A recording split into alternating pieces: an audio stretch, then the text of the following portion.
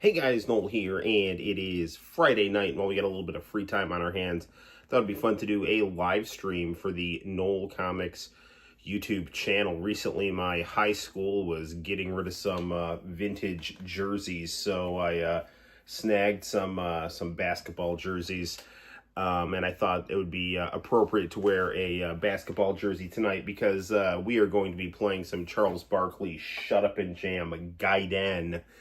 The sequel to Charles Barkley Shut Up and Jam and Space Jam. This is the, kind of a renegade RPG sequel to these two games.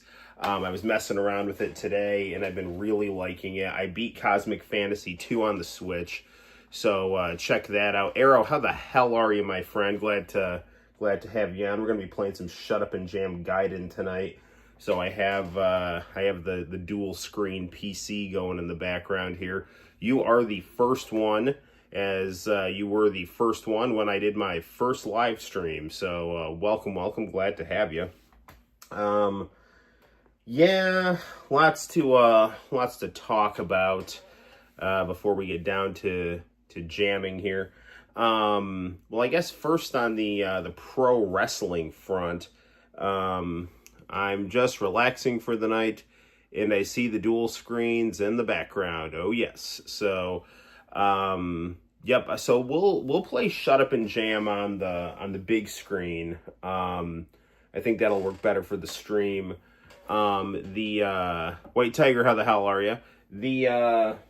The vintage screen over here, the Trinitron here, that's actually kind of the primary screen going through VGA, and then this is the secondary screen going through HDMI. Fun fact, I also bought a new VCR today and hooked it up to this computer, which should mean that we might be getting some international channel VHS uploads, so stay on the lookout for those. I got to make sure that I can get Power Director working on this computer, but we always have a big old pile of VHS tapes to dive into, and I don't have any copyright strikes or anything right now, so let's hope it stays that way, and we'll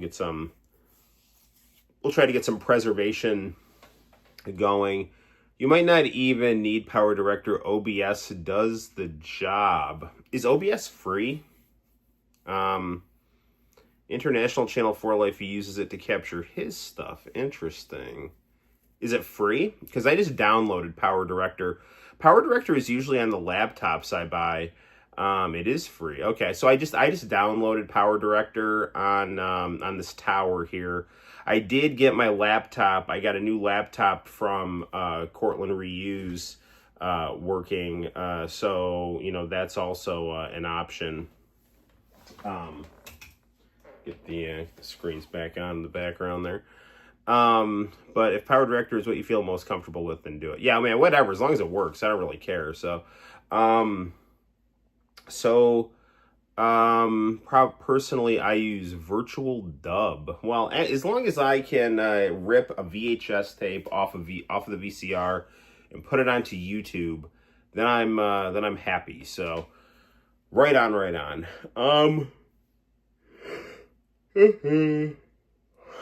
All right, we need to get to some gaming soon, but I do want to complain a little bit about what I saw on SmackDown tonight.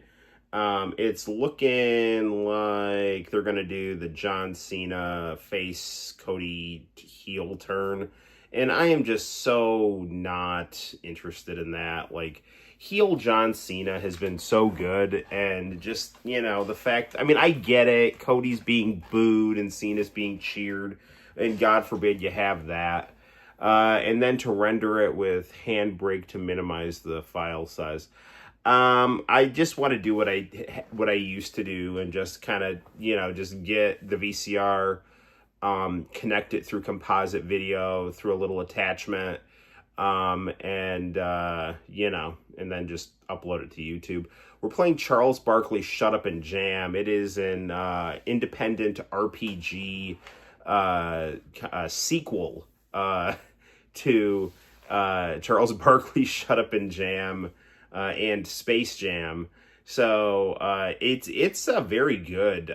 Just messing around with it. I know some people have talked about how absurd the game is and things like that. But for someone with my tastes, my sense of humor, and my pop culture consumption life experiences, this game is fantastic. And I don't even really look at it as like so much mocking tropes or anything like that, as much as it is just having fun with just different things that people who grew up in the 90s like JRPGs and 90s basketball. So my only real criticism is like sometimes the graphics on it, the sprites they use are just really crude and not aesthetically pleasing. That's not always the case, but I just don't know why they couldn't have just grabbed an NES sprite or something like that, instead of doing these like really kind of, just every once in a while there'll just be these like kind of crudely drawn kind of chibi stick figure characters. And I'm just like, all the other sprites look good. Why are you, kind of doing that? But, again, maybe it's just kind of part of the, I don't know, maybe some of the kind of the shit posting mentality of the creators. But I think it would have been just like so easy just to grab, a sprite and just doctor it or something like that, or even just grab a sprite off of NBA Jam or something like that. But it's not really bad. It's what I'm talking about isn't like a deal breaker or anything that really pulls you out of the experience of the game. And we'll play through it. I actually think I lost a little bit of progress. I had gotten through the first boss, and then when I reloaded the game, it was, I don't know if my save file, if I didn't actually hit save on it before I left, and I thought I did. But yeah, I don't know, we'll just see. But yeah, I'm not really, like, if Cody Rhodes turns heel at SummerSlam, this is not going to be some kind of cathartic thing. Like, the worst part about WWE is, like, when it's, like, forced, like, when it seems forced, it's just not enjoyable, And that was always Cody's problem in AEW. He was shoving himself down the fan's throat as a babyface. And then he got all mad when people were booing him because he wanted this to be, like, he wanted to be the main character of his own creation. I get he was, like, thinking he was taking one for the team by making this belt for himself, like the TNT belt or whatever. But that just made it worse because now you had a storyline where, you had a guy who was pushing himself hard and it was annoying and it wasn't even the main story. So it was just like you're kind of going through the show and it's like, oh, it's the Cody section of the show. And look at me, how great I am.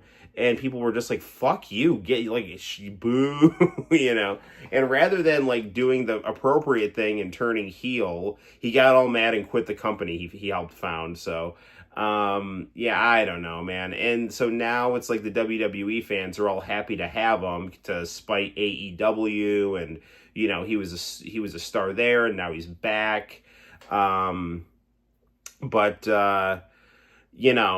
just kind of the novelty of having an AEW guy jump ship, but now that's worn thin, and now he can't really hang with Cena because Cena's so good, and so now they're just going to turn him heel, and it's just going to be disappointing. I figure asking you this question might lead me somewhere. Do you know any good MP3 players? My sister has recently been yapping about wanting one. iPods. So when I graduated from college back in 2007, rather than getting a class ring, I ended up getting a class iPod. I actually ordered a class ring, and if you ordered a class ring, they just gave you a belt buckle iPod. And so I got one of those, and that was the MP3 player I always used. If you're talking about like an MP3 player on a computer, I mean, back in the early 2000s, I always used like Winamp, or the Windows Media Player. So if you're looking for some, kind of some Y2K style stuff, iPods are always the way to go. I mean, the physical thing, I still use Winamp too. All right, look at you, right on, my brother. All right, very good. Yeah. I don't know, dude. Like a couple of times this week, I've found myself. I don't know whether it was because I just didn't. I'm responsible for my actions no matter what. But I don't know if it's just because I wasn't taking my anti-anxiety meds, and so therefore my tolerance for, or my discipline to restrain my tongue was not what it normally was. But I've been, or maybe it's just people are just very like on edge and just like, they hate this one point of view. But like, I've been getting into political arguments with people, and I don't want to. And like my iPods, I figured would be a common pickup, but was thinking there might be some goodies for some. I don't know, maybe, yeah. Look around. Honestly, I like this is like the stupidest thing to say for advice, but just go on Google, go on eBay, just type in like 2000s MP3 player or Y2K MP3 player or something like that. See if something cool pops up. Yeah, but I mean, iPods were like kind of the standard thing. Like if you wanted a good one, that's what I've been doing. All right, well, keep at it. You'll find something cool. Poshmark, Etsy, stuff like that too.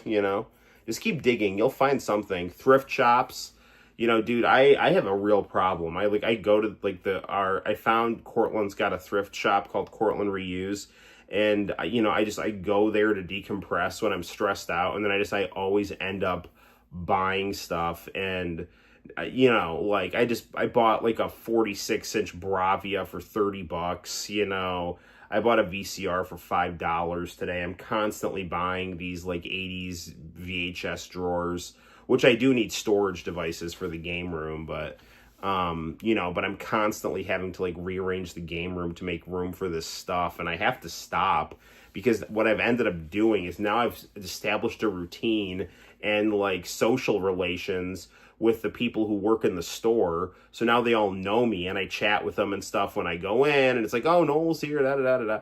And I mean, I don't even know if they know my name, but the lady will say, like, hey buddy, how you doing? I'm like, yeah, da, da, da. And so I just kind of like shoot the shit and stuff, and then I just go run to the electronics section and dig through wires and see what I can find and stuff. And I always end up finding cool stuff, and now it's like I don't have room in the game room to add anything else, and I've actually had to swap out some monitors and put some of them in closets or in the basement or something like that. I mean, it's a good problem to have, but at the same time, I gotta, operate hard to ignore a good deal. I know, dude. So I originally left the Bravia there, and then I like Googled it, like, how good is this really? And it's like, oh yeah, this is like a really good TV. Like, this is like, this TV would have gone for like $1,500 back in the day, kind of thing. And it's like, I can't let this thing go to waste.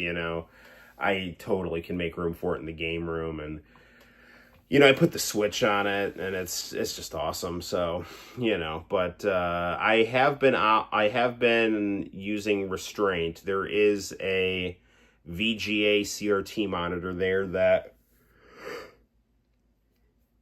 I'm not getting because I have this Trinitron one here, and I don't have room for it, So, and that's how it's been with me and PC parts and other electronics I can use or repurpose. Yeah, brother, it's the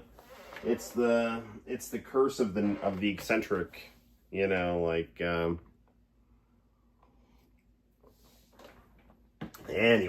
But yeah, dude. So like, I don't know. I don't even know how much I really want to go into this, but what the hell? I need to talk. I'll try to keep it brief. Like, I have my own opinions about things. I would kind of categorize myself as kind of a anti-establishment, social democratic, Catholic with Marxian analysis of the foreign and domestic policies of the United States and the world. And in having that worldview, and it's very like kind of like 80s, 90s Noam Chomsky type stuff, like kind of left Marxist libertarian socialist. But I believe in God, and I believe in the Catholic faith, and I believe in constitutional rights and things like that. So I mean, I have my own very kind of unique, but I'm very like critical of like the business class and alienation of the working class and things like that. And, in doing that, in my analysis of American politics, I've seen that, there's kind of two power factions. There's the power faction that's always been in charge, like the deep state, that just kind of you have these unelected bureaucrats that basically kingmake politicians along with Wall Street. And if you get out of line, they punish you. And it's just kind of a revolving door, playing, kind of TikTok with the candidates from the different parties. And then, people like Bernie Sanders and Donald Trump came along with kind of, anti-establishment rhetoric that was able to gain traction. And Donald Trump was the only one with enough money and ego, and to a certain extent intelligence, to be able to, kind of push his way through. And, and he has aligned himself with kind of this new power faction of, tech oligarchs and, Israeli imperialists and things like that. But he has a genuine working class base, and, and he has expressed frustration at, certain things that are, bad for the working class in the country in general and the world in general. And, he is, was really the only anti-establishment-ish, even though he's, a kind of a bombastic billionaire, left standing. He's very much kind of like the Silvio Berlusconi of, American politics. If you know anything about Berlusconi in Italy, once the communists and the social democrats and the Christian Democrats all kind of imploded under their own corruption, this bombastic, billionaire guy was able to kind of swoop in because, he was from a different power faction. And so that was, trying to at least kind of change course or something like that. So in doing that, like, I see Donald Trump not as like this pure evil or just monster. I see him as just sometimes a better option, sometimes a more sympathetic option due to his working class base and his pro wrestling persona and his boxing promoter persona, and the fact that he kind of has his feet on the ground in New York City and things like that, that he's kind of more in touch with the world outside of this perverse Washington power faction that has just been running the country into the ground for decades. Now, that doesn't mean that he's, benevolent. That doesn't mean that he's not sleazy. That doesn't mean that he doesn't, wheel and deal with despicable people. That doesn't mean that in his own way, he's not his own type of despicable person. But the idea is that, his world that he comes from is less insidious than the one that he is challenging, and because of that, he you could argue is a better option than someone like Joe Biden or Kamala Harris, who Joe Biden is senile and Kamala Harris just rubber stamps whatever because she just blindly seeks power and just knows how to find power but doesn't really know how to think for herself or articulate for herself. But like, and in saying these things, it just makes people angry. Like, if I go and share something from like the Babylon Bee or Anomaly or something like that on Facebook, people will then get like mad at me. And then if I try to, respond with like kind of the stuff I'm saying now, like trying to have like a more nuanced perspective on him, they just get like fucking furious and then like get really mad at me. And it's like, okay, like, I mean, I should just not talk, and I just shouldn't engage, because it's very much like being someone who, like in the 1960s, who criticized the Vietnam War. And then they're like, oh, well, you must be a communist. It's like, oh, well, you must be a Trump apologist. And it's like, that's just like, it's the same type of simplistic thinking. And it's just baffling how the left in the United States has become everything that they hated. They've become the same type of intolerant. I'm not going to lie, Noel, I feel like it's impossible to just have a clear, coherent chat when it comes to stuff like this anymore. I know. I mean, I do have, like, I feel like you guys I can talk to, although you're kind of my audience by choice, so I guess you want to listen to me. It's very personal for a lot of people. Yeah, I know, and I don't really understand. I mean, I guess, I don't know. I mean, like, listen, dude, I hate Dick Cheney, okay? Like, Arrow, you're too young to remember the Iraq War. Like, I I didn't serve in it or anything like that, thank God. But, like, to me, like, the way the United States responded after 9/11 was pure madness. You had an idiot daddy's boy in office, and you had this clique of, like, ghoulish, cabinet members who were bent on this idea of using the military to forcibly shape the world according to U.S. interest, and using 9/11 as a pretext to do that by doing just straight up wars of aggression. And the most egregious example of that was the Iraq War, where we just totally fabricated a case to invade the country, destroyed the country, and then tortured people at black sites to try to, make the invasion work. And the guy behind all of this was Dick Cheney, the vice president. And I knew that, like, so many people voted for Dick Cheney and George W. Bush. Yes, Saddam Hussein's weapons of mass destruction that didn't exist. But I never, ever, ever was, like, taking it personal that, like, these people were voting for a war criminal who tortured people. Like, and that's what, that just like straight up out of a James Bond movie. I'm just going to invade this country because I want their oil. It's not working, so I'm going to go torture people and just keep the killing going until we can finally make this work. And all of that ghoulishness they called the birth pangs of a new Middle East. Like, and that was considered perfectly fine because the weapons manufacturers were all backing cable news.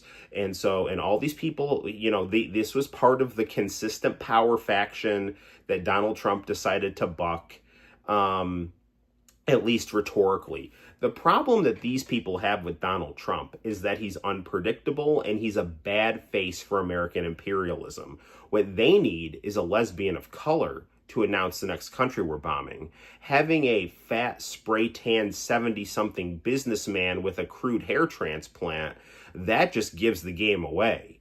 You need to have some kind of multicultural, enlightened, avatar to be able to, sell brute American imperialism. And that's the real problem that these people have with Donald Trump. Plus, he's so crude with the way that he says things that all these people are involved in the same types of corruption that Trump is. It's just that Trump is not good at hiding it. So it's like, you're going to give the whole game away. Like people like, Howard Stern or Seth MacFarlane, or Dave Letterman or whoever, all these comedians, they all have, things of them being sexually inappropriate, both that's come to light, and in their humor and things like that. And it's like, I'm just sure that the reason that these people are so freaked out about Donald Trump is because he's going to bring light to all the sleazy crap that they do, because he's pissing all these people off. In order to take him down, they're going to bring up all these things, which is then going to shed light on all these other famous people that are doing these types of things. And they're all worried about covering their own ass. So they're the first ones to start pointing fingers and preaching and grandstanding, But, you know, if you bring this type of thing up, people just get like, you know, they just assume that you are a Trump apologist, and it's like, well, what about this? Well, what about this? And then if I say, like, well, actually, it's kind of similar to something that's been happening for decades, then it's just like, they just get, you're brainwashed. And it's like, what are you talking about? Like, and, you know, like, man, this is like nuts. So I just shouldn't even watch this. Like, Piers Morgan, like, I used to volunteer. I volunteered in 2004 for Wesley Clark when he ran for president. And I regret that, based on, you know, just the kind of hack, you know, defense contractor he's become. Because, like, he was on Piers Morgan, and I say what I'm going to say here with nothing but, you know, love and respect for everyone I know from Ukraine, and the students that I've had from Ukraine, who are, you know, just like just some of the best people I know.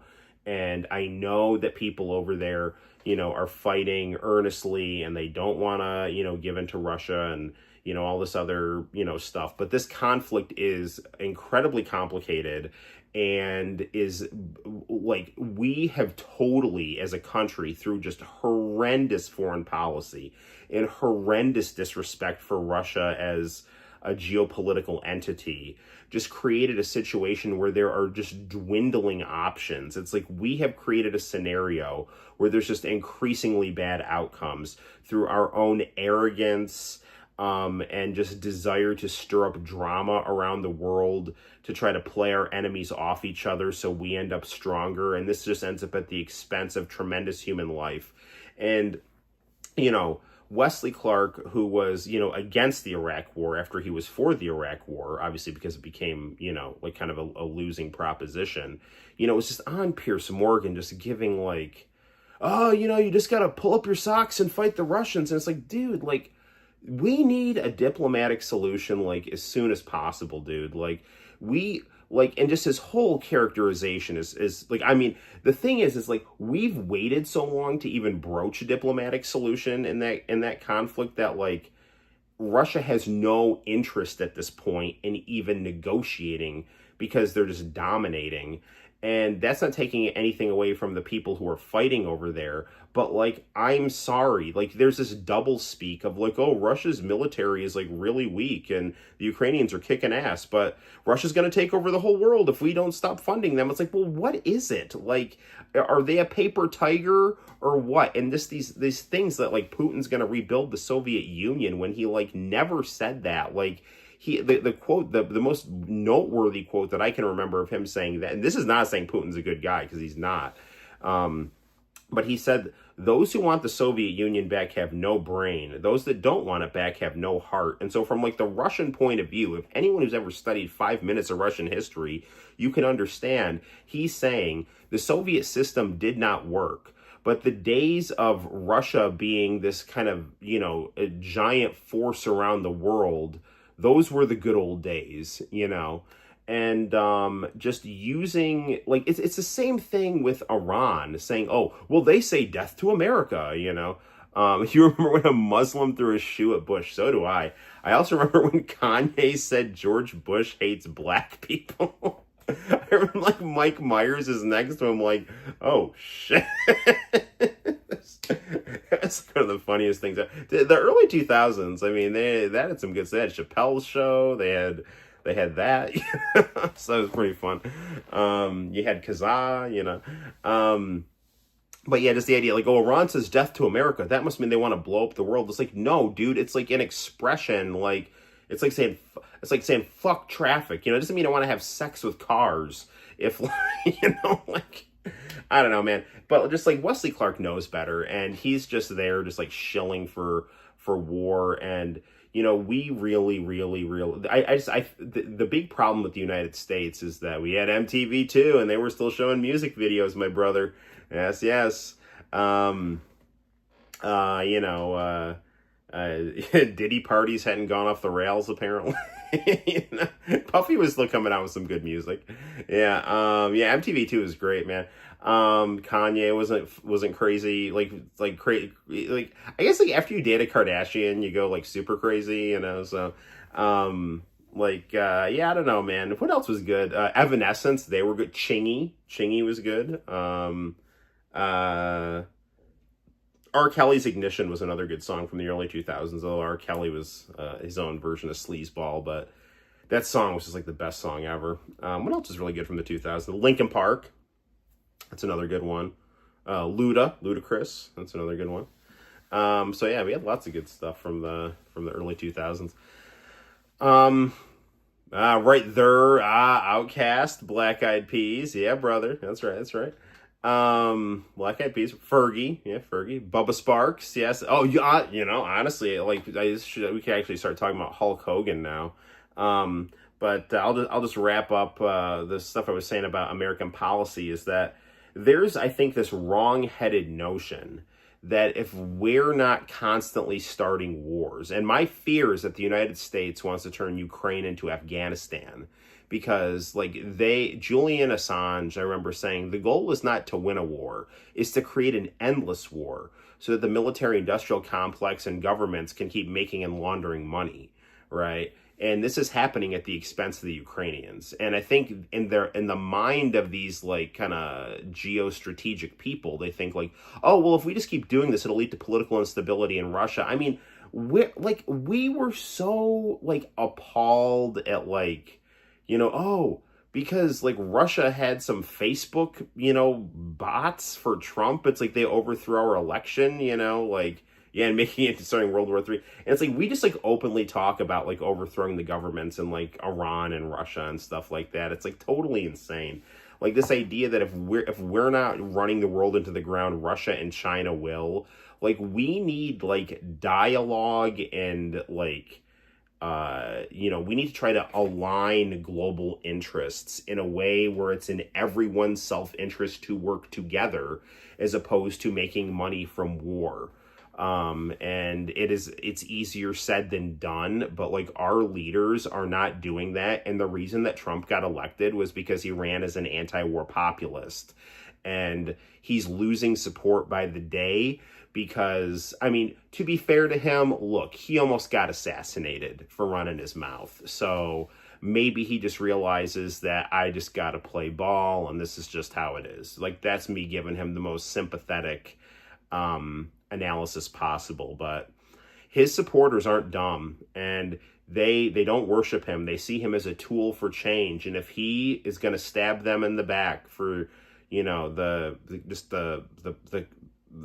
old power faction that he rhetorically kind of came into power to try to solve, it's not going to end well for him because he's pissed a lot of people off, and they're gonna screw him. I think people have become so cynical that such a thing is difficult to envision. It's possible. It's totally possible.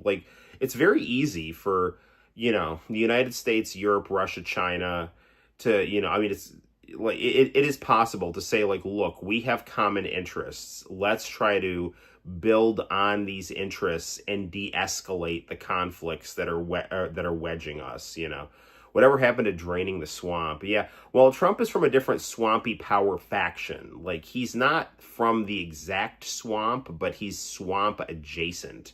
I view Donald Trump as Vince McMahon. If you've watched pro wrestling, you know what that means. It's Vince McMahon has a feel for the WWE universe. It's a carny, right? You view the people. He's from Hitler's swamp.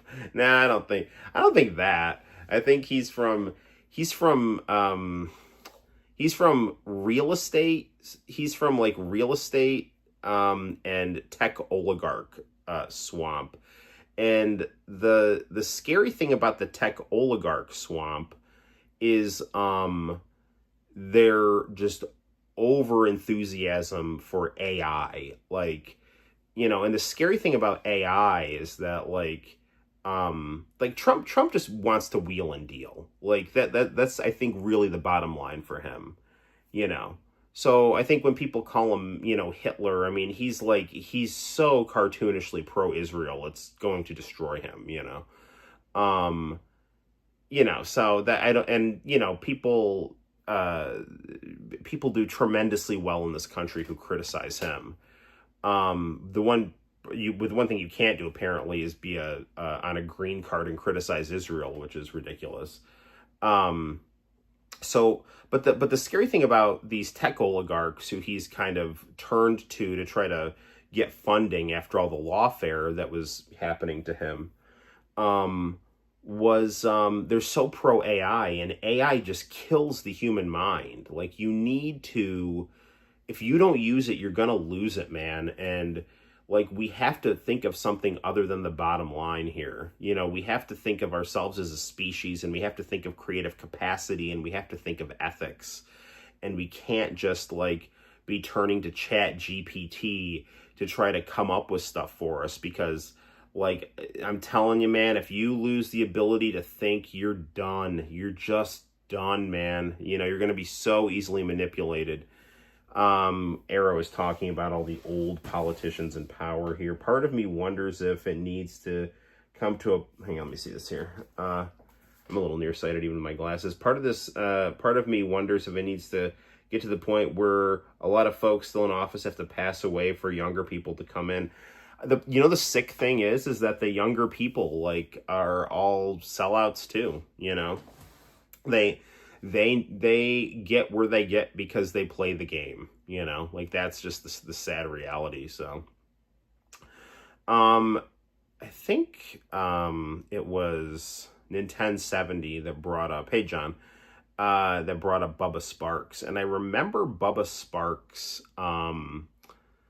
Anyway, but just to wrap this up, we need to just be informed and critical and hold our sides accountable, both from the right and the left.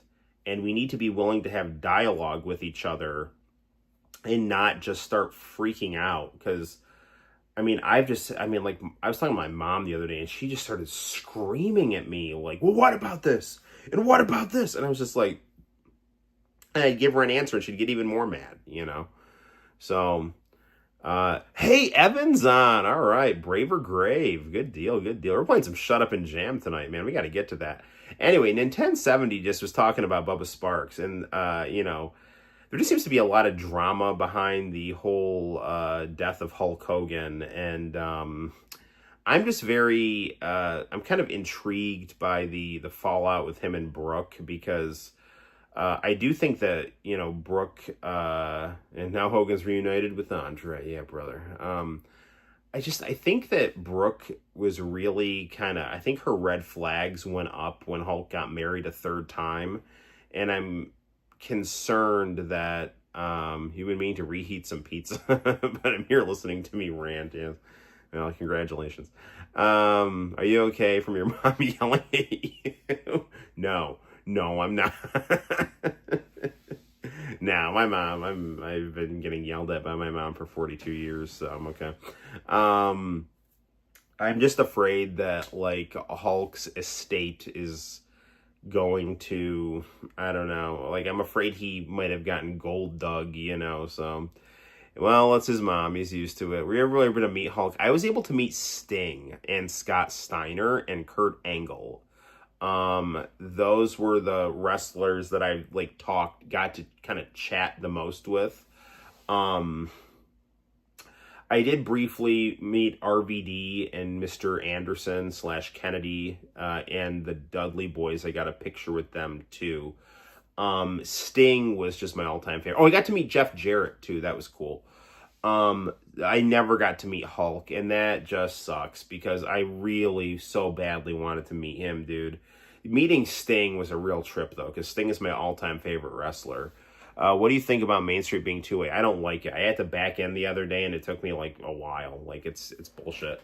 All right, let's play some Shut Up and Jam, and then we'll talk a little bit more. All right. We're gonna get to the big screen here. Doo-be-doo-be-doo-doo-doo-doo. This is a drawing that I did. That's my wallpaper. Okay. Okay, Barkley.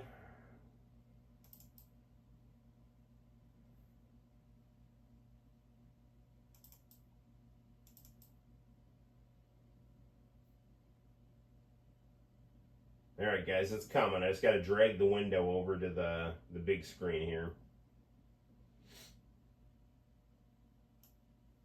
There we go. Okay.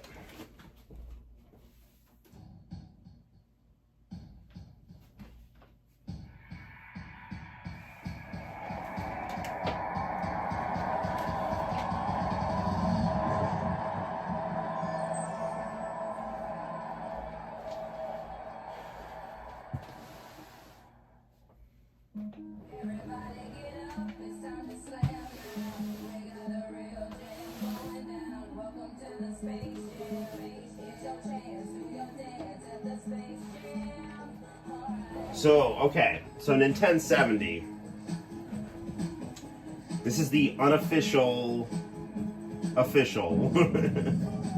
RPG Maker sequel, Shut Up and Jam Gaiden, combining the deep cyberpunk lore tropes combining the deep lore of Space Jam and 90s basketball with cyberpunk RPGs of the 90s. So here we go. Okay, yeah, I don't know why I'm at this point here, but whatever. Alright, here we go.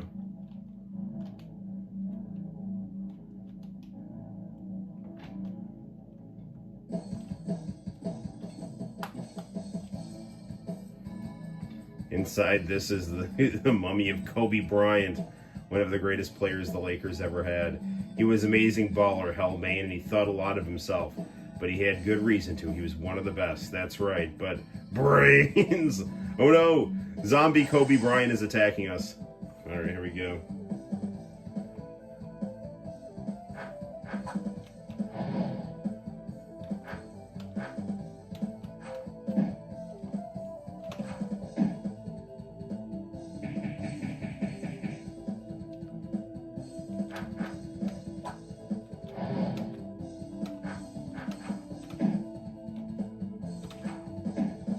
You be careful of Charles because he's got that timed attack there. The music in this game is awesome. Yeah, I missed that one.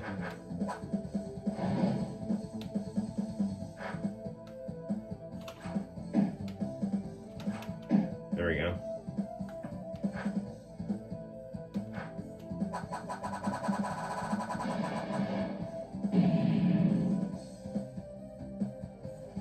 I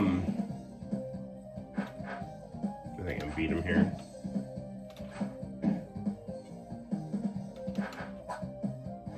That got him. Dude, the music in this game is so good.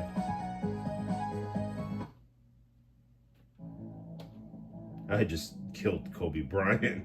He was already dead, Barkley. I know, but that look in his eye, even in death, he had the baller look. That I'm gonna dunk the ball so hard look. That was Kobe. I'm sorry, Barkley. No man should ever have to do that. I'm sorry, Kobe. I'm sorry. Like, this is so good, man.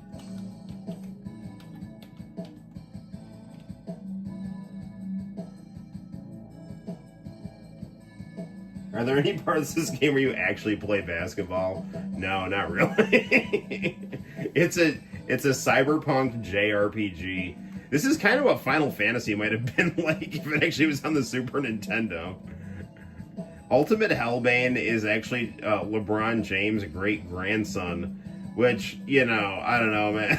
This is like this is like the Dark Knight Returns of Space Jam. That b-ball energy concentrated in one place. I don't feel anything. It's the spirit of a ref trapped in this dimension that's trying to get the b-ball, it's trying to get to the b-ball dimension. Incredibly powerful. I don't feel anything, Hellbane. Well, you're about to. Here it comes. Alright, we need some ecto cooler here.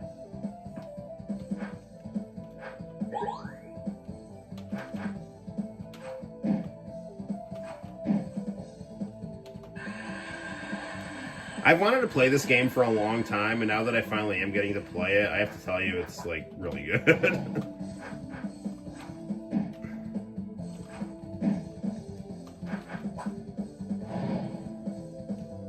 I found out about it from, you know, Wang, and, yeah, it's great.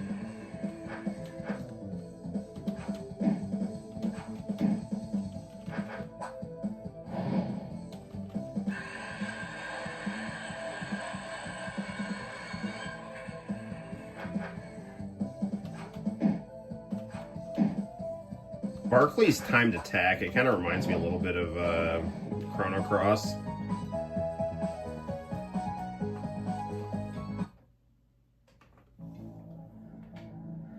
That was a tough fight.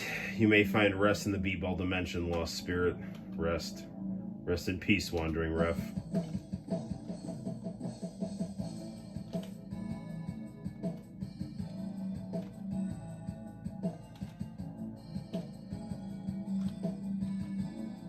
The ultimate ball. Yes, Barkley. This statue particularly interests me because of the invincible power it has. Power? What power is that? Touch it, Barkley. Amazing. I feel my B-ball energy returning as we speak. This is incredible. Yes, Barkley. The statue restores the B-ball energies to those who touch it. It's quite an amazing artifact, one that I have studied quite extensively and can still not find an answer to. Although perplexing as it seems to have no ill side effects. We can use it as we please. Ancient ballers, they were amazing.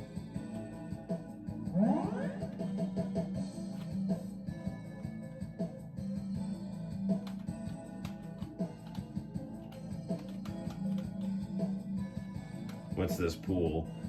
It commemorates the lives of all the ballers never seen again from the great B-ball purge. Men like Shaquille O'Neal, Ron Artest, even the great Hakeem Olajuwon, although they were never found, all their fates are almost certain. All of this is my fault. My fault because of the chaos dunk. If I were never born, these great men would have never have had to. Barkley, get a hold of yourself. You can't keep blaming yourself from something that was totally out of your control. The guilt I've been living with, the chaos dunk, Hellbane, my greatness at the one thing I loved most is what not only ruined it, but ended the lives of so many great ballers. It's like fate chose me to end the greatest era of man, to herald the cyberpocalypse. When basketball died, so did the camaraderie it birthed. When basketball died, so did the goodwill and hope it fostered. The great B-ball purge wasn't the death of basketball, it was the death of mankind. Something you said struck me, Barkley. What? You said that fate chose you, yes? Maybe you're right, Barkley. Maybe fate did choose you to destroy B-ball. Maybe fate chose you to end the greatest game that mankind has ever been given. But I don't think so. I think fate chose you for something far greater. I think fate chose you to redeem B-ball, to give it a clean slate and fresh start. Right before the purge, Barkley, B-ball lost sight of two important parts of the game, slams and jams. It stopped being about slams and instead the neo-shekels. It stopped being about jams and about the endorsements. I don't think of you as a devil, Barkley. I think of you as an angel. Who are you? I can't tell you now, but you will soon understand. Come on, we've got to get moving. Yeah, you're right. Another encounter. Imagine an NBA Jam RPG. Well, this is it, my friend.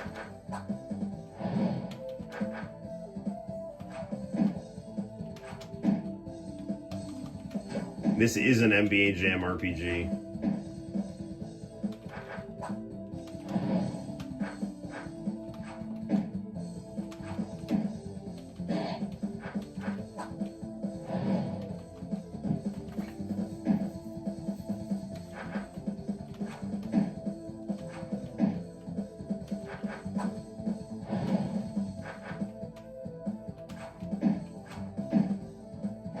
Again.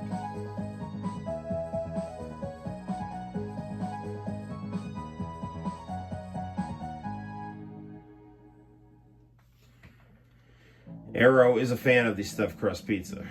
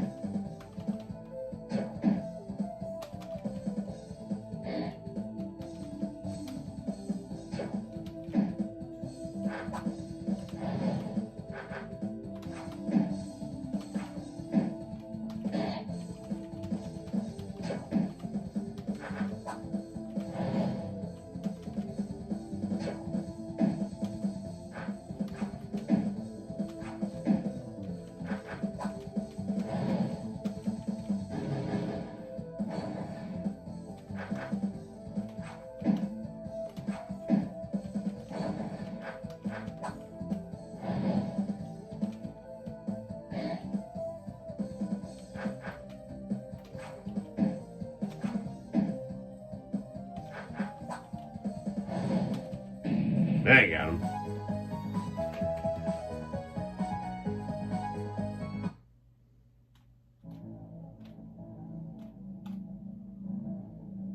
Watch your step, Barkley. The footing is unstable. Yeah.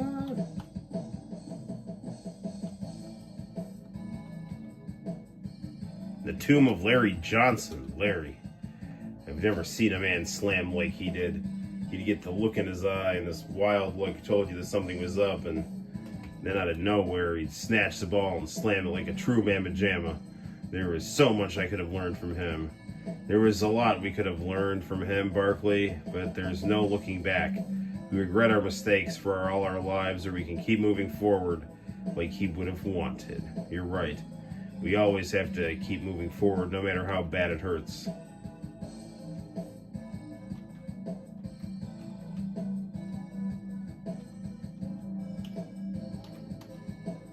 This sarcophagus is exactly 6 inches tall. It has to belong to, yes, Sean Bradley.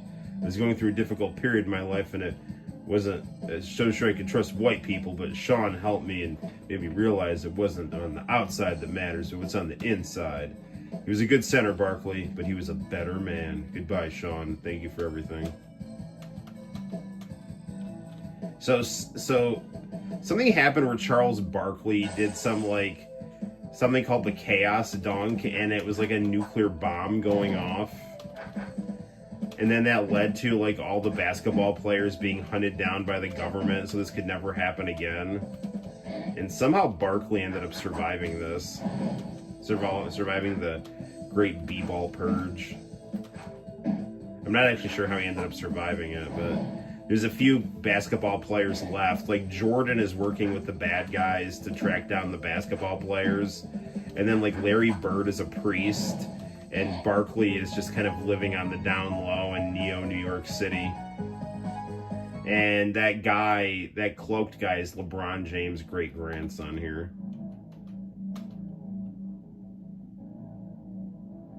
Yes, Barkley, the ring around it symbolizes the friendship formed when Jordan helped the Looney Tunes defeat the Monstars in the Space Jam. Power of the ultimate B-ball is revered by ballers, but also feared. They recognize the unlimited potential of a ball containing the abilities of the best ballers ever, but they knew that if the ball could get into the wrong hands, the damage would be irreparable. Don't give me a history lesson. I was at the Space Jam.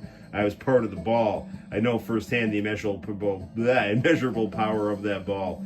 Don't patronize me. You were correct. You don't need a history lesson. Let's move on. All right.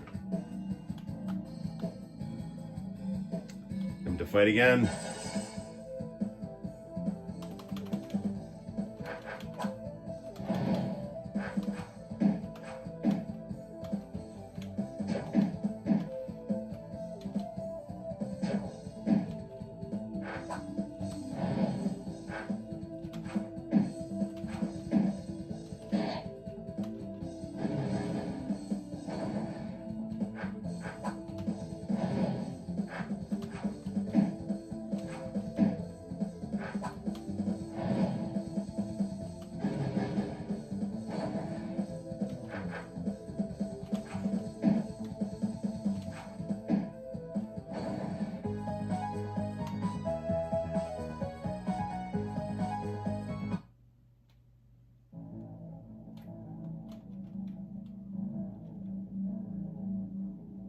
Teresa, the patron saint of slams and jams.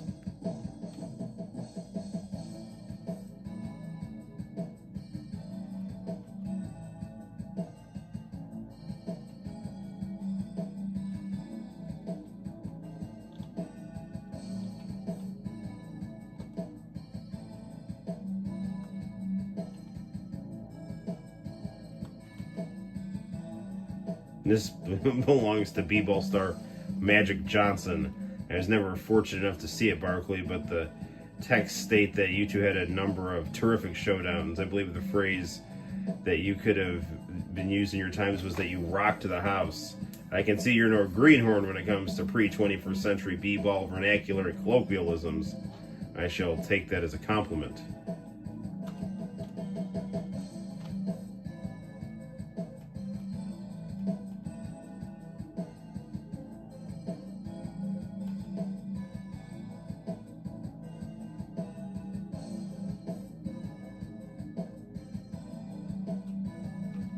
I'm gonna actually use an ecto cooler here.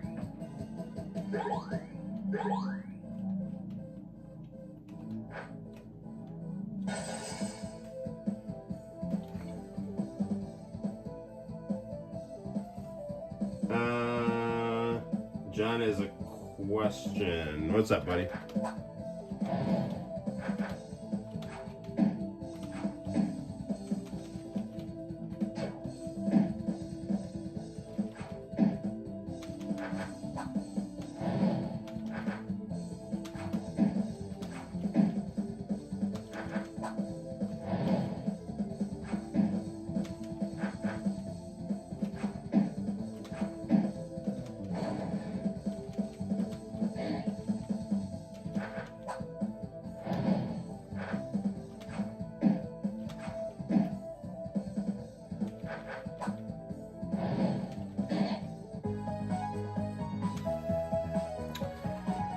So yeah, Justin Wang did a really good video about the sequel to this game that never came out, and it just sounds like they were trying to do way too much and got overwhelmed. Just keep it simple, man, you know?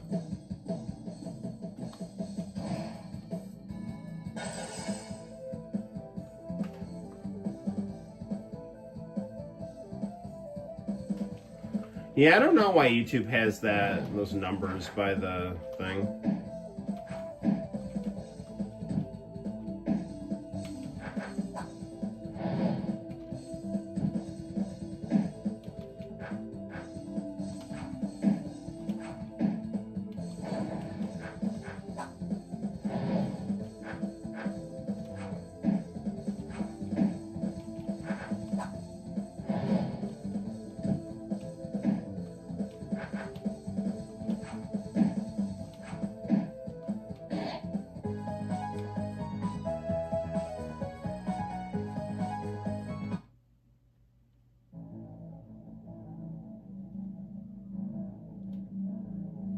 Alright, back to the save point here.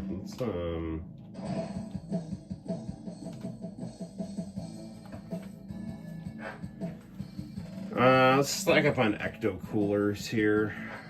These are the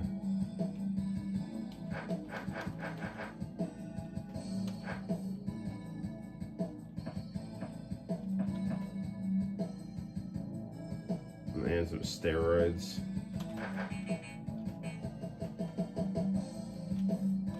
The thing is, like, the save pump like goes on these like giant rants about Squaresoft. It's like Square and Enix and Goya, and like Japanese games versus American games. It's like really funny.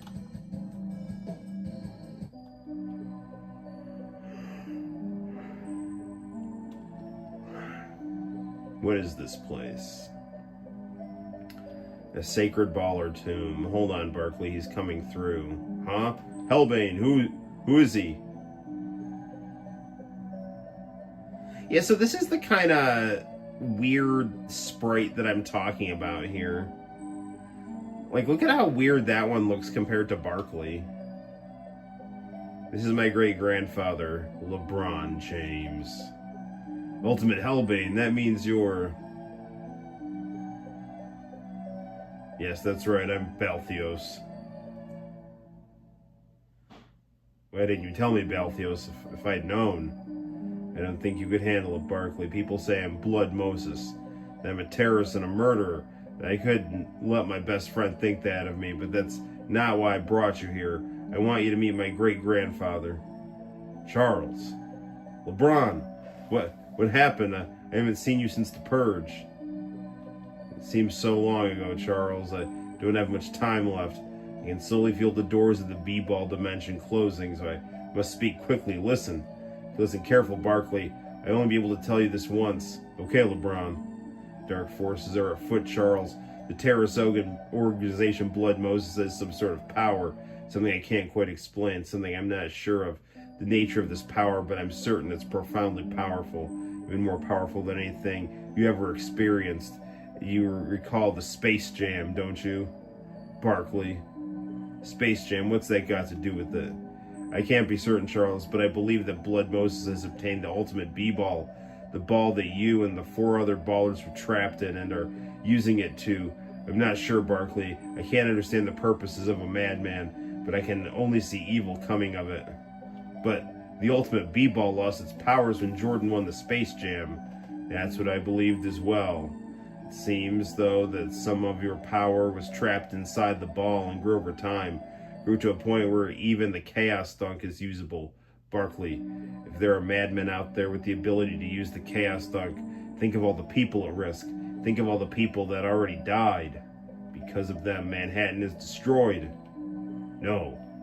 I vowed long ago that nobody would ever suffer another Chaos Dunk. Something has to be done, anything. But LeBron, what can we do? My time is fading. I can no longer maintain the connection from the B-ball dimension. Look to the Cyber Dwarf. Look to Cyber Dwarf.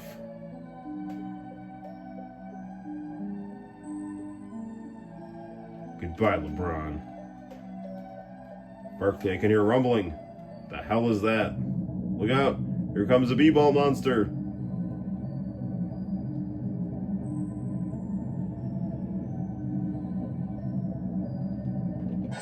Balls!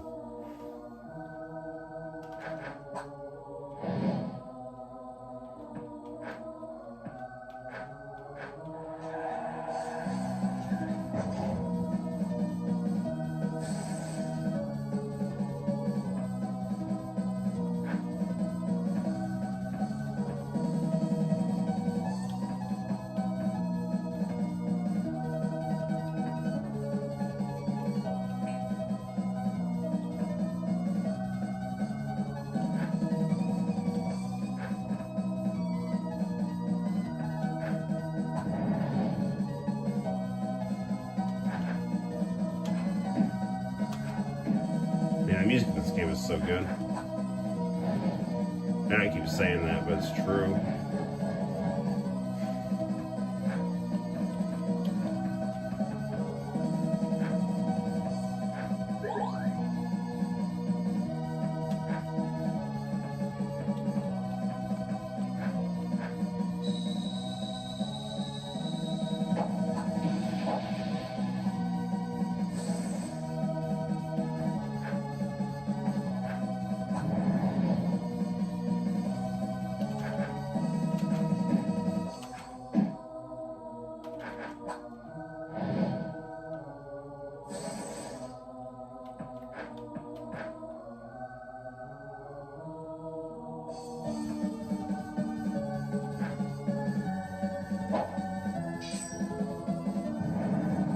Oh, crap. It's steroids.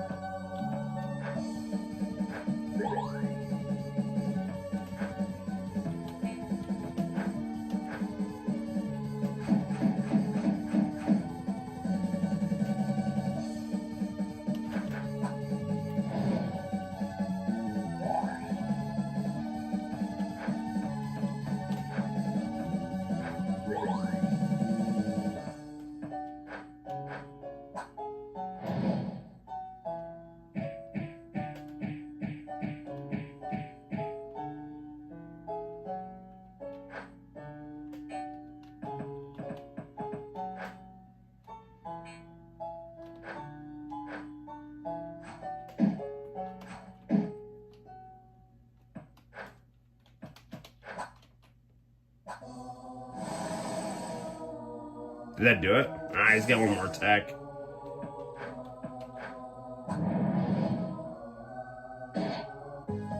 Yeah, I got him.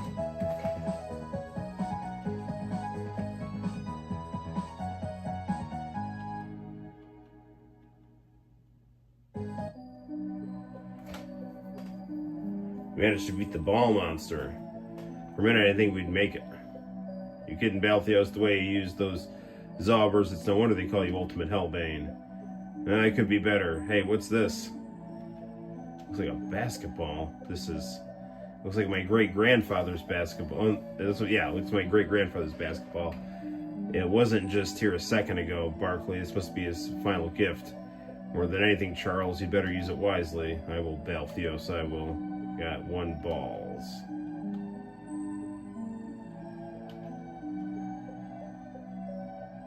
He's an old friend of my great-grandfather, someone who could help us greatly. Come on, let's get moving, or Jordan will catch us.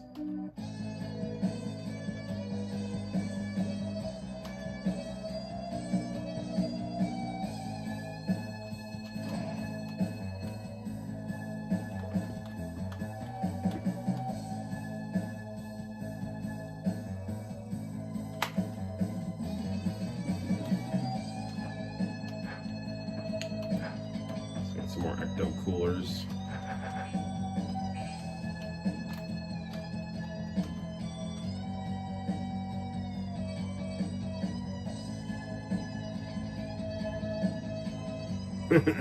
Some of us are actual fans of the Final Fantasy series, pre-Final Fantasy X, and Square's work in general. But you can try to bash me for an avatar, and I bought because I happen to be a dedicated fan of perhaps the most poignant, painstakingly woven tapestry of love, loss, and vengeance ever be put from pen to paper. Appropriate portmanteau is Squeenix, not the laughable Square Enix. Or Squeenix. Cloud's bastard sword is more akin to the bastard sons of Macbeth than it does any armament. It's just like, you have to read through this every time you say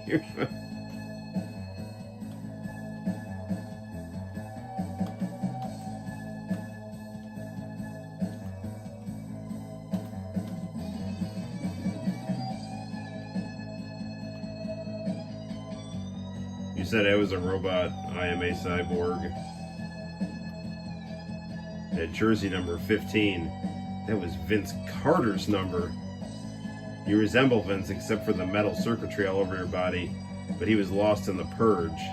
Scanning memory banks for Vince Carter. Yes, my name is Vince Borg 2050. I was created in 2050 to encounter error. Cannot remember purpose. I am Vince Borg 2050 and my mission is nothing. My God, this is Vince Carter. Vince, do you remember me? It's Balthios, the octoroon grandson of LeBron James. Vince, tell me if you remember me. Processing, Balthios James. Match found, yes, Balthios, I remember you. On the day you were born, your grandfather slam dunked you and said you would go on to be a great man. You were a child when I balled for the Nets. Nets, that is correct. I used to be a baller. I played for the New Jersey Nets. Amazing, he's regaining his memory. Vince Borg, do you remember me? I'm Charles Barkley. Charles Barkley. Entry found, one of the greatest slammers ever to have lived. Although his jams were a little lacking, he was also one of my best friends. Vince, it really is you. I can't believe it. I thought you were lost in the purge. Purge. The great b-ball purge. Yes, I remember now. I died in the purge. But yes, I was rebuilt by someone. Someone rebuilt me. Who rebuilt you? Who brought you back to life, Vince? I don't remember. Vince Borg, you have to come with us until you remember. Yes. I'll come with you, Charles. I must remember. Vince Borg has joined the party.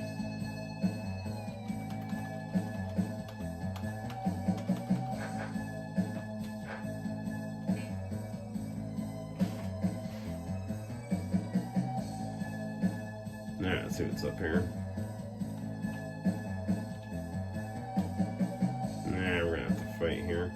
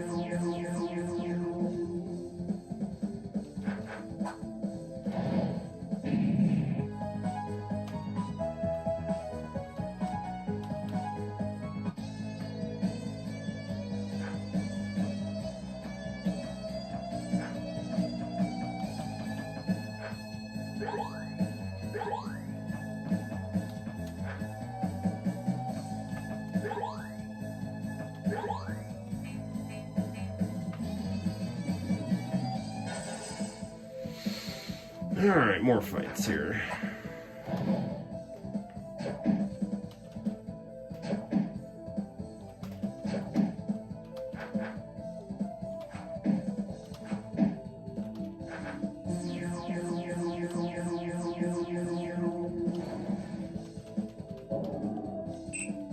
Where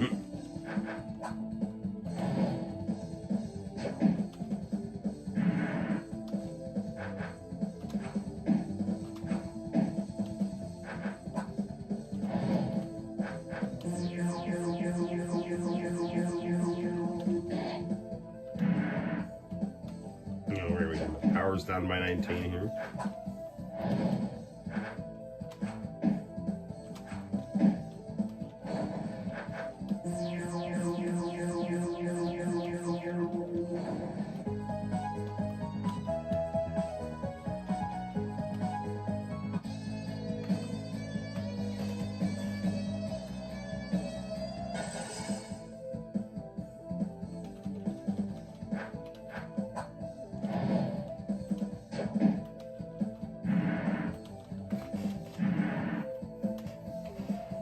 This is a lot of bad guys here.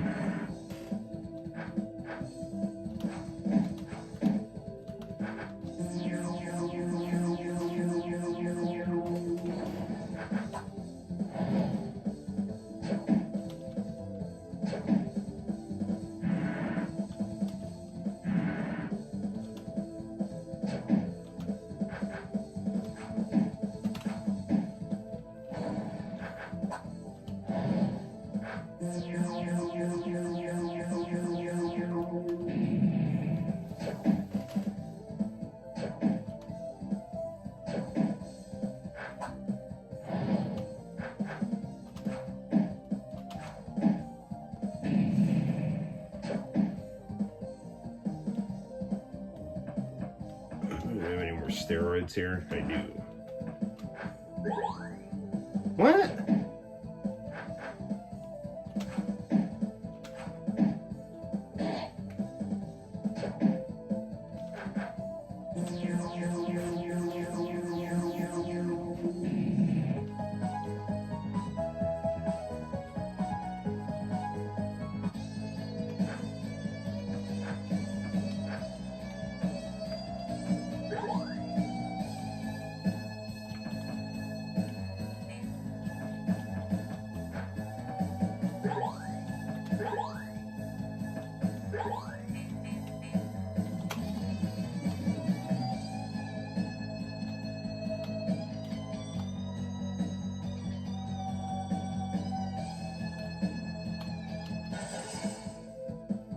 I was hoping to get that item before the fight started, but whatever.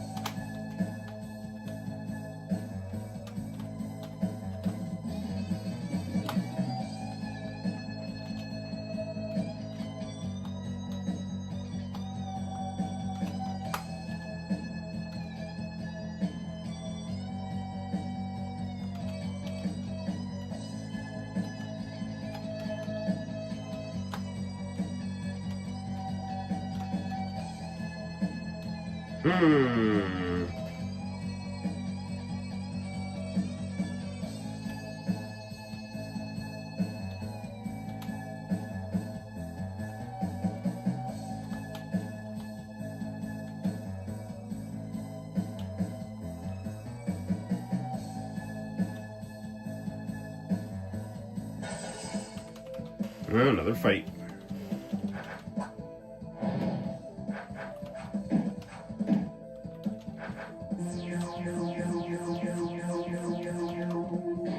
Chrono Trigger style battle system where you can see the enemies on screen.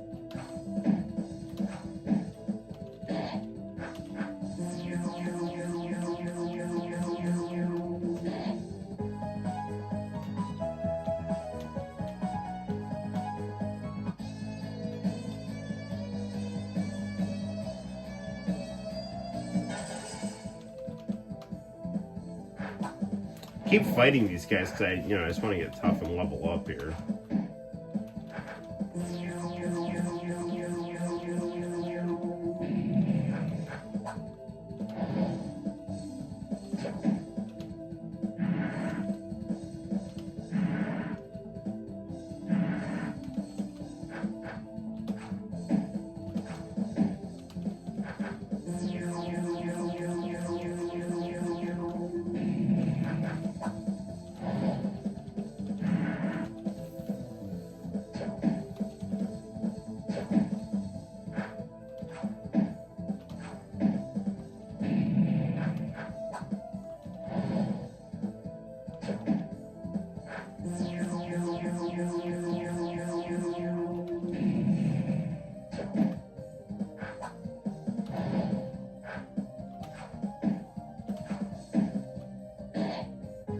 Alright, they're all done.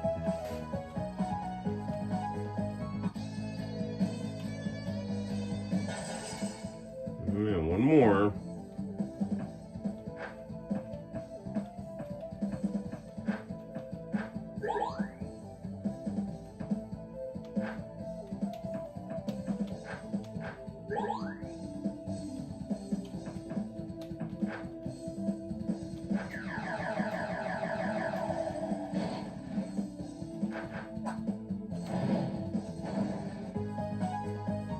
Man, that refractor beam is good. Vince Carter really reminds me of Man of Tomorrow. I'm sure that's probably where they got it from.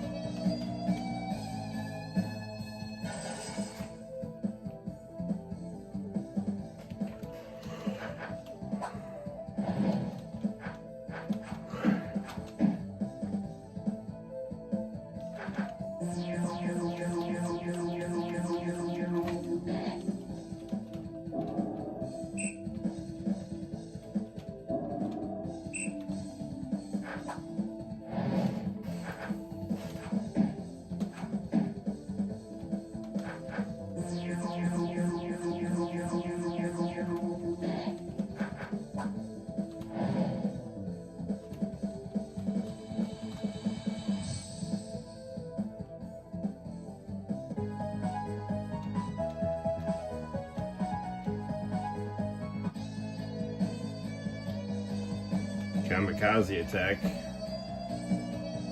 need to heal up here.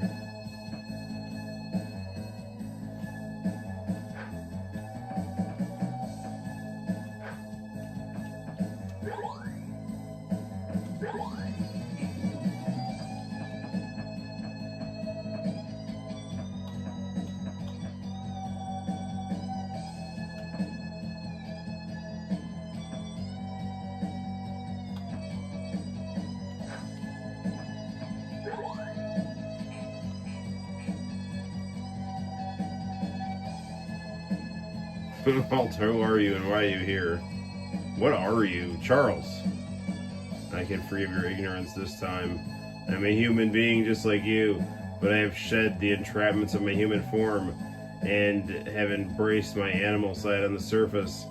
I was called Aaron Barber, but here I am known as Atheos Silverwind, Vulture Master of the Night. We moved here because of the persecution up above. We never knew that they would hurt us like that after the surgery. Surgery? Oh, you're one of those goddamn animal people, aren't you? Barkley, I apologize, Sir Atheos. We're travelers looking for the cyber dwarf. I heard he lives in the village, and we need to see him. Cyber dwarf? The newcomer. Yes, he lives here. We hardly see him. He's a real recluse. I don't think because he's ashamed of his appearance, we don't judge here. Get out of my way. I'll be watching you.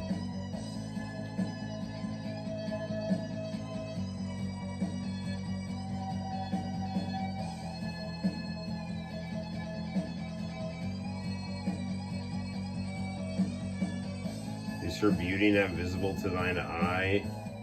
Wait, what?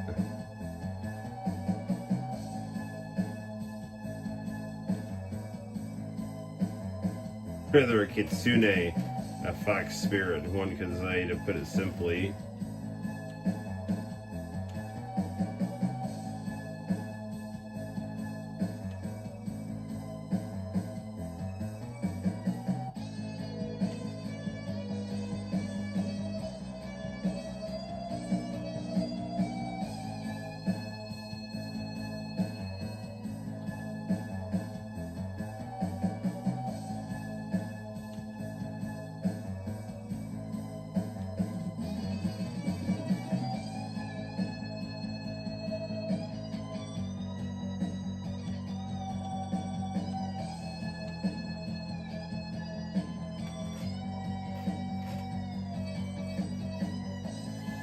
Love letter for a snail.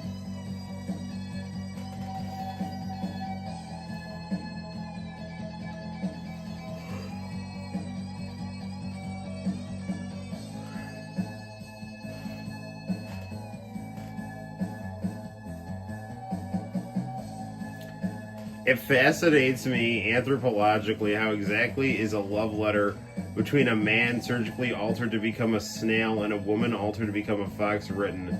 If Charles, I decided to say open it, you wouldn't. I'm not going to tell the damn snail. I wonder if it reads like he talks. Stir the deep dark waters of your soul and all that shit. Just like listening to him talk was bad enough. Well, here we go then. Perfect was our love, that was our passion. One touch from your beautiful hands left me feeling smashing.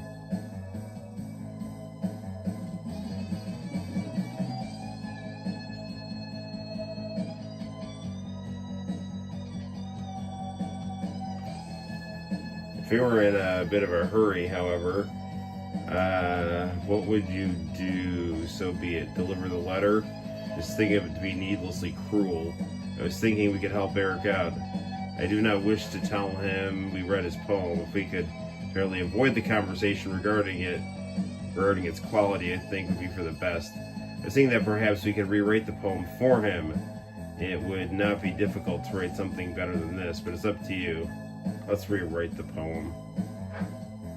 I guess we'll rewrite it if I didn't have to just bring it up more shit about me writing poems for Maureen, huh? Perhaps that's good enough. First thing we should ask the kitsune for some questions, find out her likes and dislikes. You're Lindsay, right? Yes, that's me. Why? What's your name? Barkley, and this is Balthios. Hello, Barkley. Hello, Balthios. Welcome to Cesspool X. Hi, little town. I hope you guys enjoy it here as much as we do. Thank you. We appreciate it.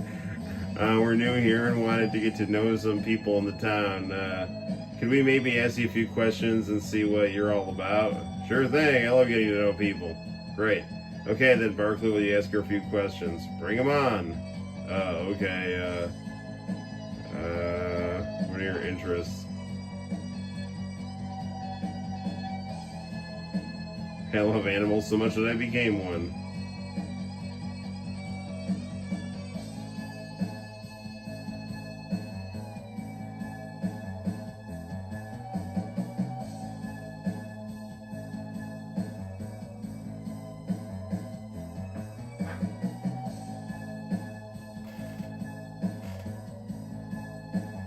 Back when I was normal like yourself, way back before the b-ball knocked, I worked at a zoo.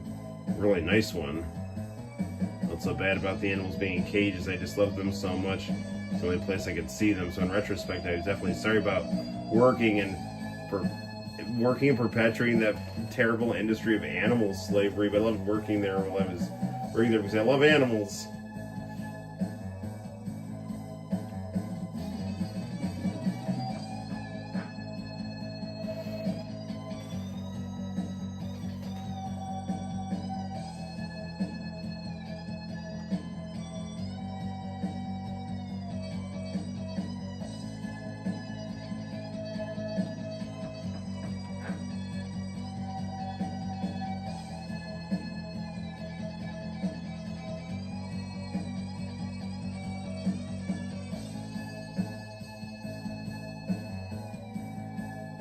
Hurry up, you've been writing for an hour.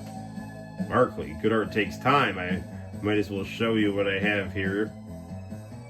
Hark, I call upon the muse to grant thus the ability of all great bards, that is, to use your gifts in poetry.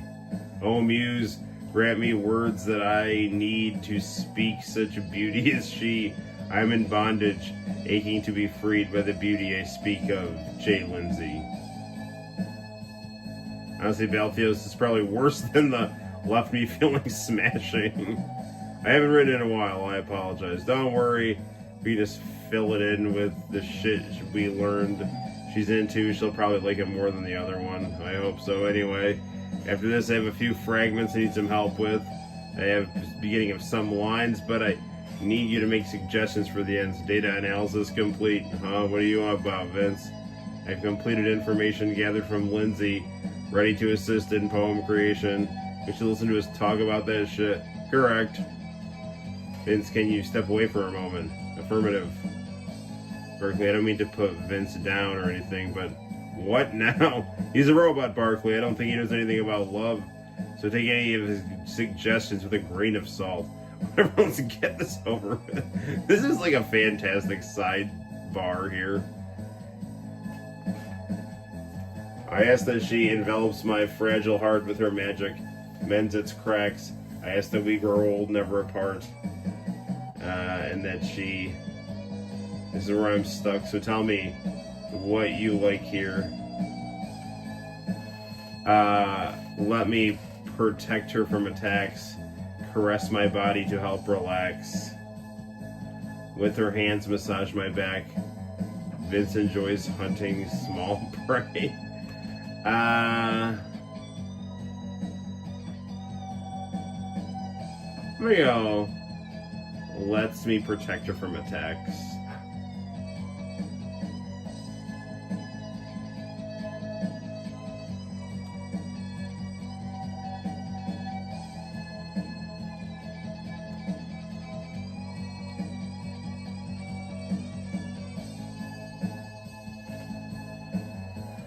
Okay.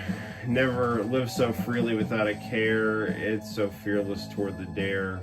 With such beautiful flaxen hair. Vince does not mind animal feces much.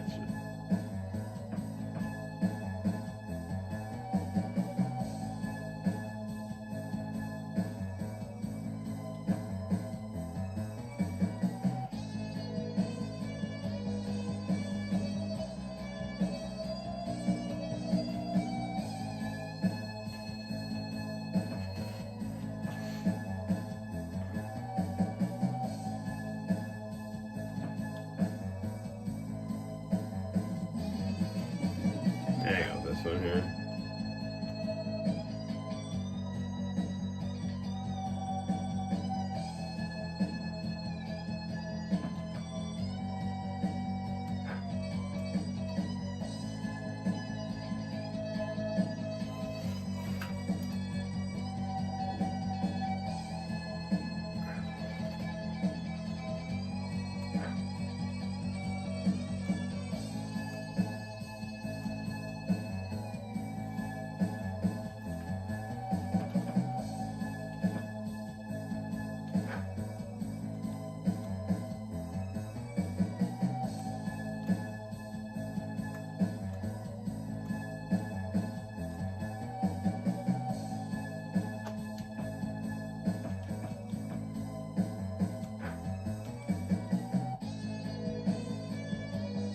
Or her really doesn't seem flaxen, and I think it's a case of animal people would be fur, I suppose. It does rhyme, though. We'll use it. Okay, finally, last line.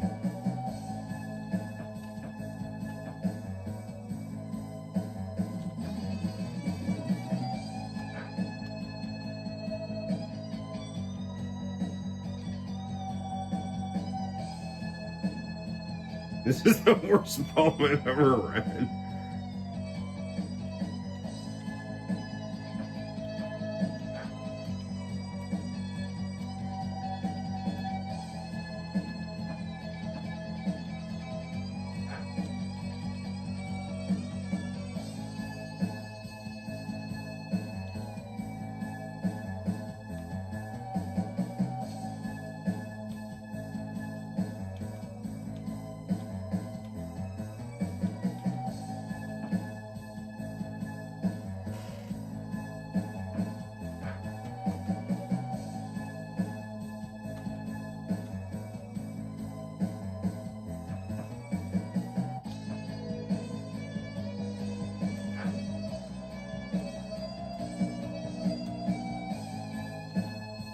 This poem is shit, absolute shit. I don't know what else to do.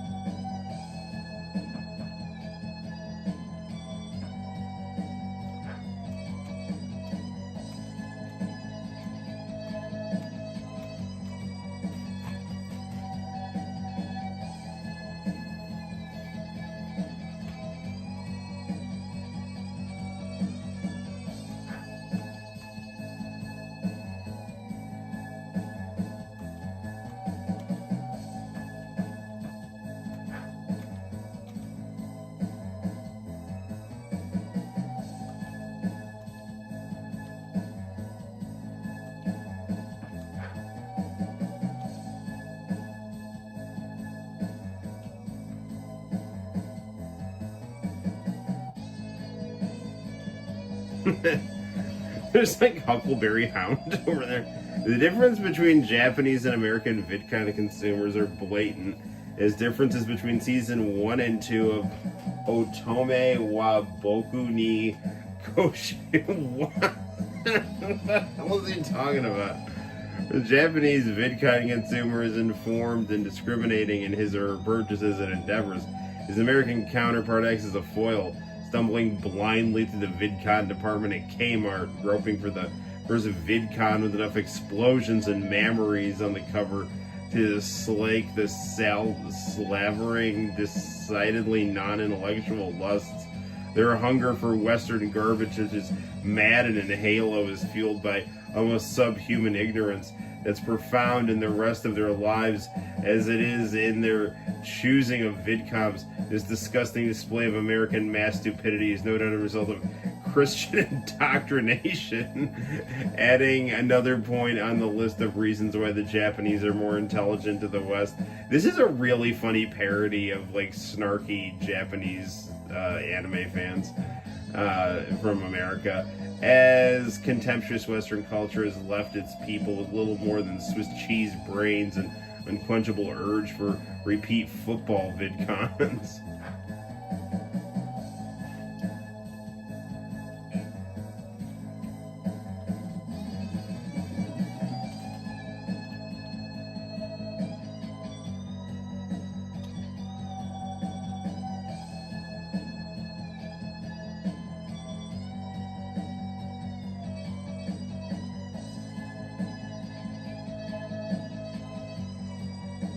My favorite was Huckleberry Hound.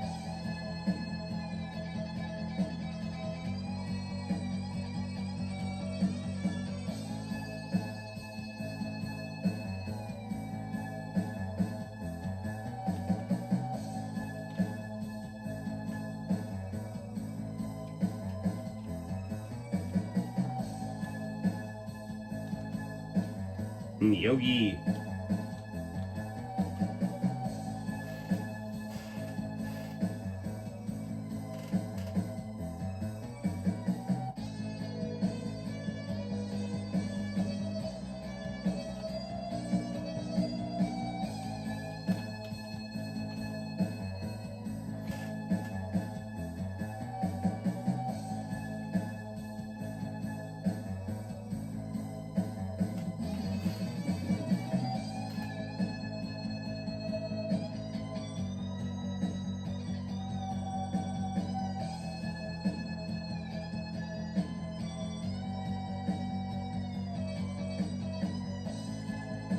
I don't know what the fuck you're talking about.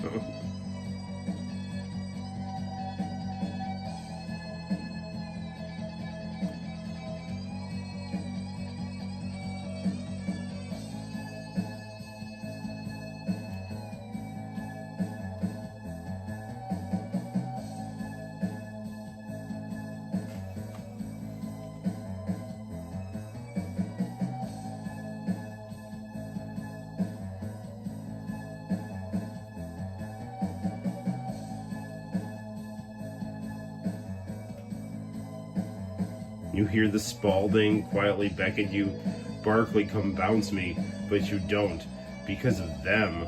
bee-balls in your blood, Barkley, but you don't admit it because you don't want to. You're hiding from yourself. You're wrong. So be it, Barkley, maybe I am.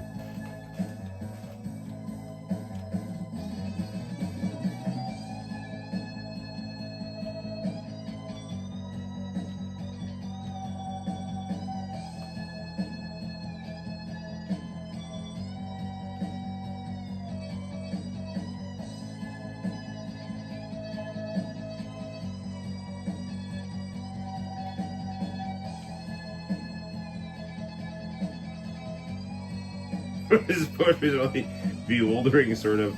I can't imagine what was running through this writer's head. Anyway, thanks for bringing it by, you guys. I'll ask him about it later.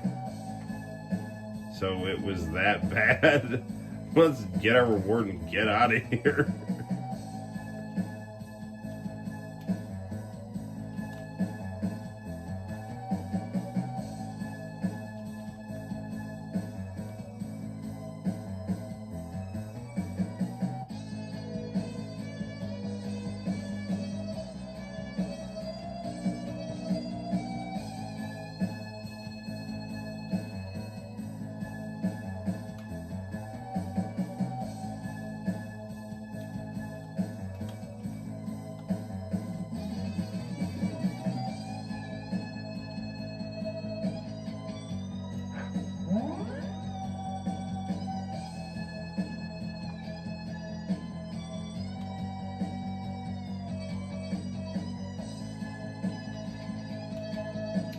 I'll save again here.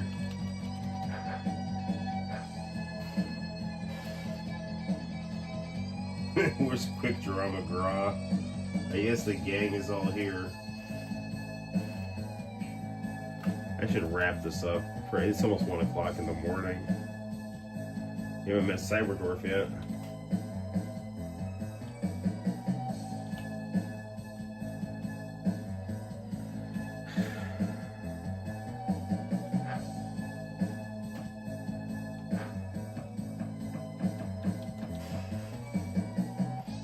Cure for Asperger's.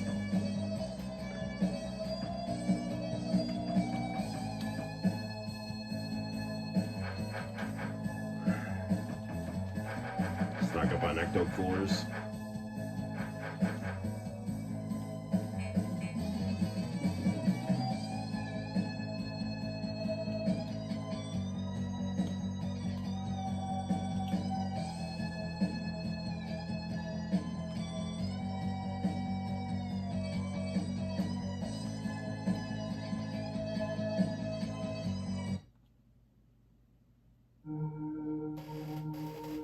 Barkley, I've been waiting for you. Cyberdwarf? Yes, that's I.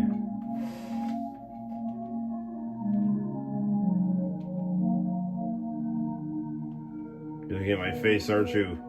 You're wondering why do I look the way I do? No, it's not that. I'm not from here, Barkley. I'm from another world far away, a world of dwarves. Where are you from? I'm from space. Your face. Barkley. It was the fire. I lost control of my ship. Upon entry of the planet's atmosphere, the fire ravaged my ship. I'll never be able to go home now. But even more, it ravaged my body. Someone found me, took me to the hospital, but it was no use. The fire destroyed my flesh. In the hospital had no cyberdwarf skin. All they had were bee balls. They were forced to graft bee balls to your skin. Yes, I have the flesh of bee balls now. I'm sorry, cyberdwarf. There are more important things to be sorry about, like your father's predicament, Barkley. My father? Balthios, this is Barkley, isn't it?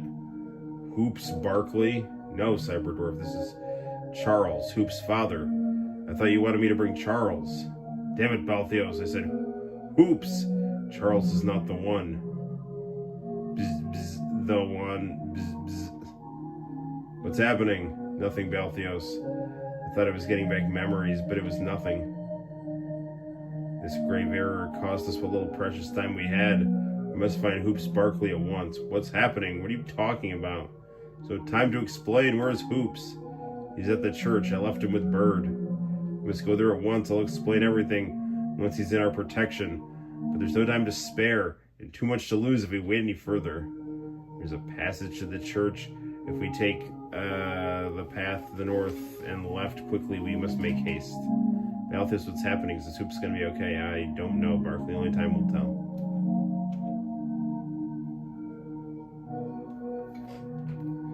Cyber Dwarf joined the party.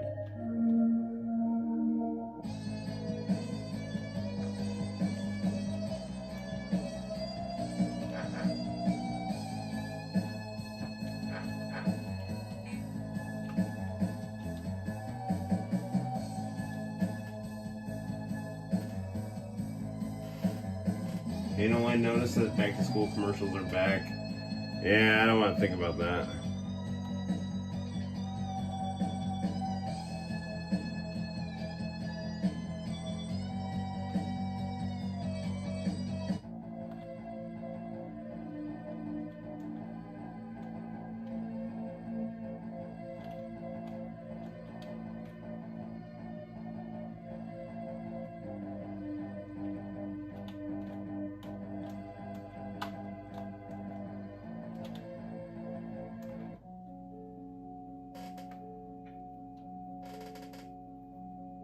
I knew you'd come back for him, Barkley.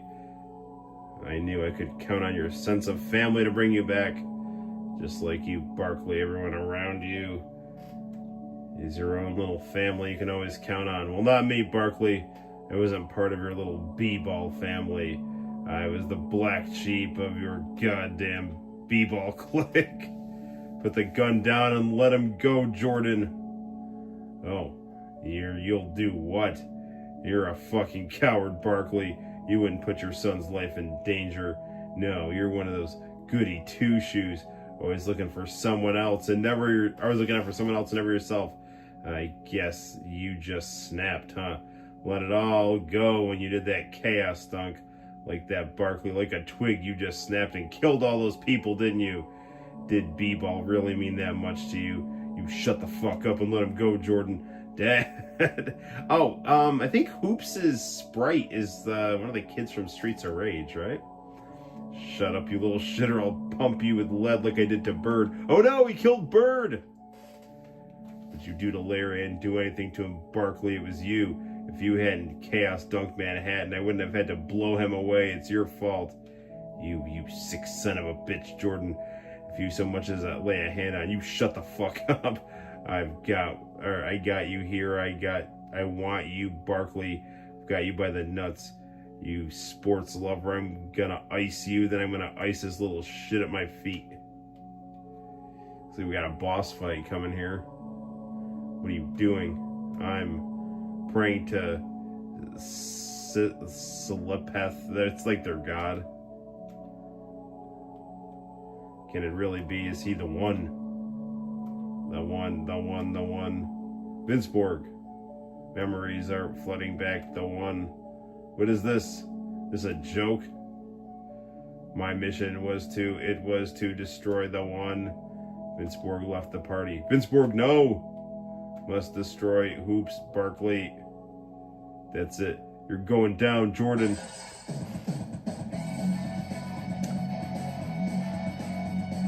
Oh man, Michael Jordan is a Smooth Criminal. That is cool.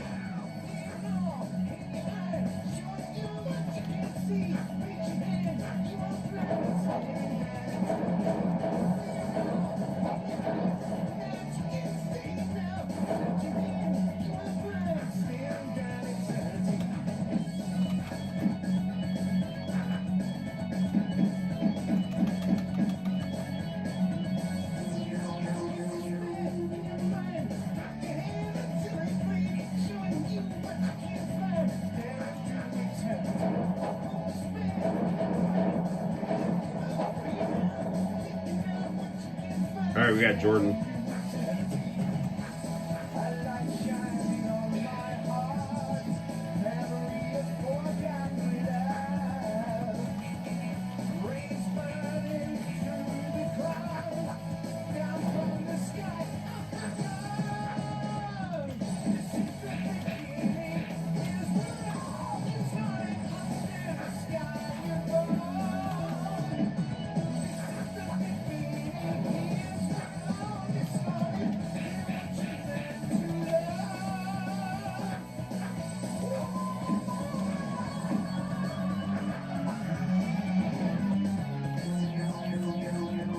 Man, I've said it before and I'll say it again. The music in this game is so good.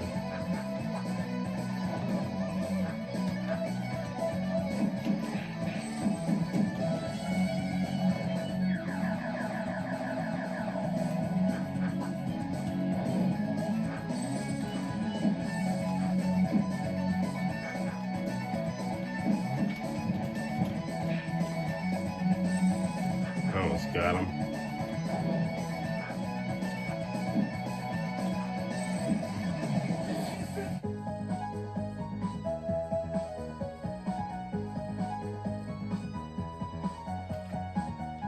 Level up.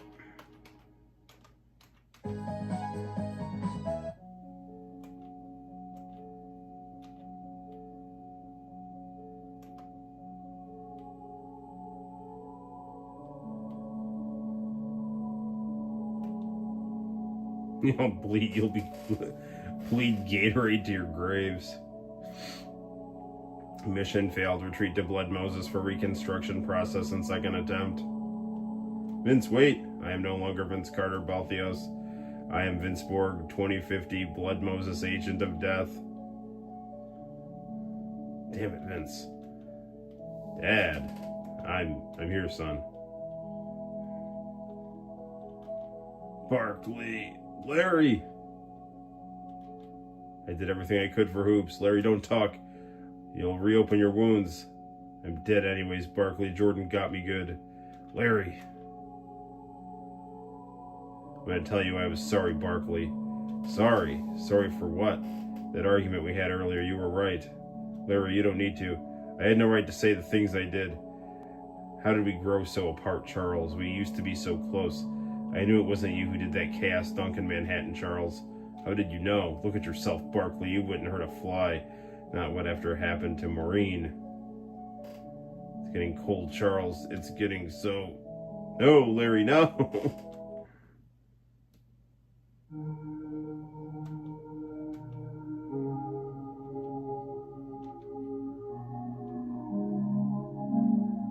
Jordan's not a well man. He's doing things he knows he shouldn't.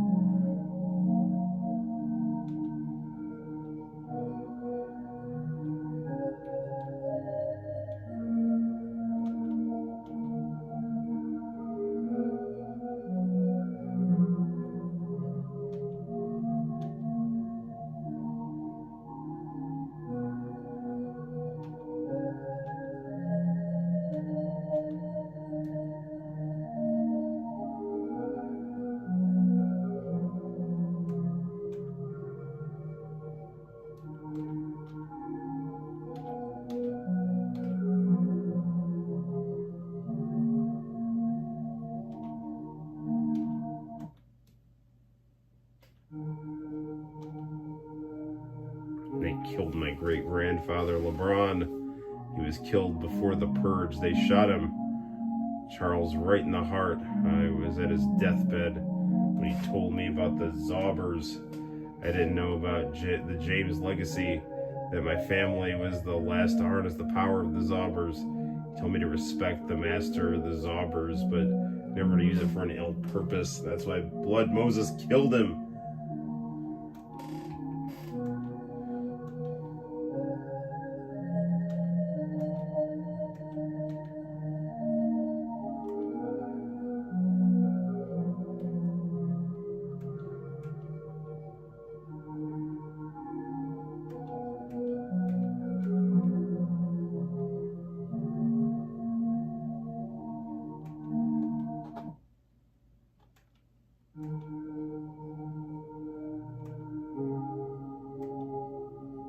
Proto-Neo New York.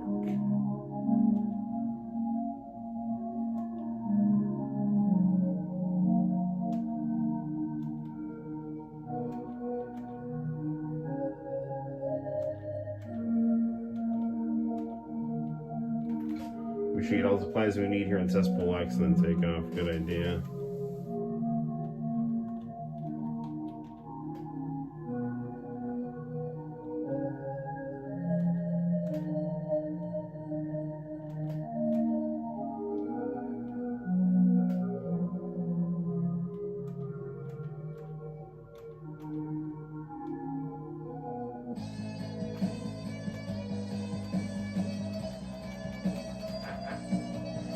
Okay, I think that is gonna do it for this evening here. So, yeah, that's,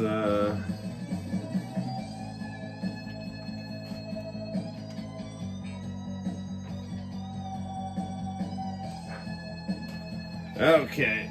I'm gonna turn the camera like so here. All right, guys. Well, it's 1 o'clock in the morning. So we played some. We got some good ways into Charles Barkley's Shut Up and Jam here. So we'll revisit this. I'm definitely gonna beat this game and review it for the channel. Soon we'll dive into some more international channel tapes and stuff like that. I just got some stuff I got to do tomorrow, so I need to get some Z's. It's 1 o'clock in the morning, so good stuff.